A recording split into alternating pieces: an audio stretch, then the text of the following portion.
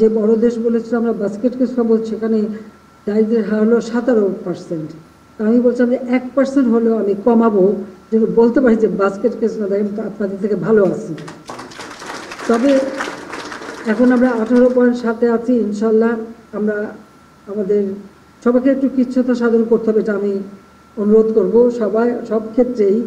এবং কৃচ্ছ্রতা সাধন করে আমরা যদি এগিয়ে যাই আমাদের উৎপাদন বৃদ্ধি করে, তাহলে আমরা অবশ্যই আমাদের অভিষ্ট লক্ষ্যে পৌঁছাতে পারব।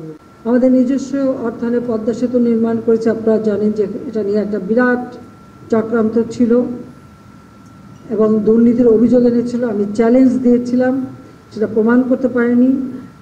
কানাডা ফেডারেল কোর্ট একেবারে রায় দিয়েছিল যে ওয়ার্ল্ড ব্যাংক যে অভিযোগ করেছে এটা সম্পূর্ণ ভুয়া, মিথ্যা তথ্য দিয়েছে।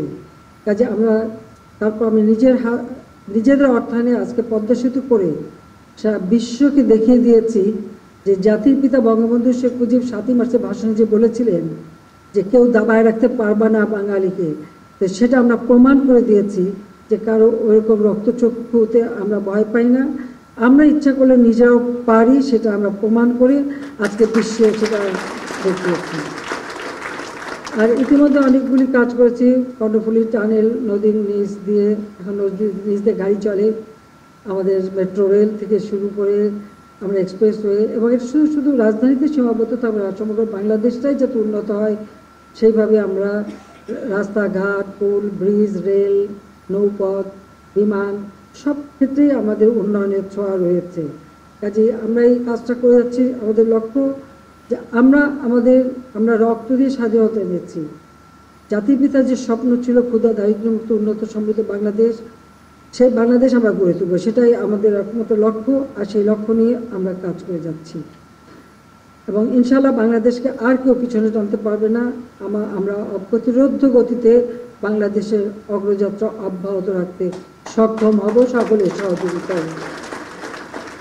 আমি আমাদের প্রিয় গার্ডসদের বলবো যে নিশ্চিদ্র নিরাপত্তাই গার্ডসের লক্ষ্য। এই মঞ্চে দীক্ষিত হয়ে প্রতিষ্ঠা লগ্ন থেকে অদ্যাবধি এই রেজিমেন্টের সদস্যগণ সাহস, আন্তরিকতা, পেশাগত দক্ষতা, সততা, কর্তব্যনিষ্ঠা এবং দেশপ্রেমের শপথে বলিয়ান হয়ে সর্বদা দায়িত্ব পালন করে আসছেন।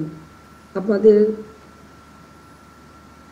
এই কর্তব্য পালনের ক্ষেত্রে নতুন নতুন প্রযুক্তির ব্যবহার, নিয়মিত প্রশিক্ষণ ও পেশাগত অনুষ্ঠানের মাধ্যমে এই গার্ড রেজিমেন্ট আগামীতে আরও দক্ষতা অর্জন করবেন, সেটাই আমাদের কামনা। আমরা শান্তিতে বিশ্বাস করি এবং বাংলাদেশ আজকে জাতিসংঘ শান্তিরক্ষা মিশনে সবথেকে বেশি অবদান রেখে যাচ্ছে।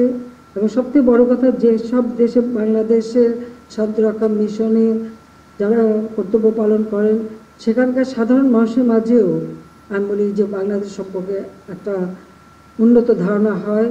এবং আমি বলতে পারি যে যারা শান্তিরক্ষা মিশনে কাজ করেন তারা সেই সব দেশের মানুষের হৃদয়ে স্থান করে নেন এবং জয় করে আনেন বাংলাদেশকে। সেটার জন্য সত্যি আমি গর্বিত।